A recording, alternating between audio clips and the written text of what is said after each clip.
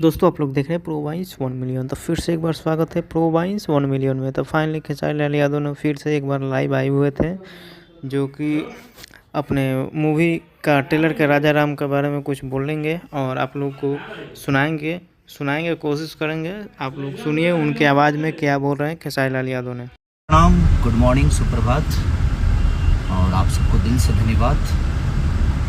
राजा राम का ट्रेलर आज रिलीज़ हो गया है सारेगामा हम भोजपुरी पे, और लोगों का प्यार स्नेह है कि वो मात्र 20 मिनट में 20,000 लाइक। तो अंदर तो बहुत मैंने बात की तो अंदर बोले कि भैया तो 20 मिनट में ही करीब 1.25 लाख का पार हो चुका था।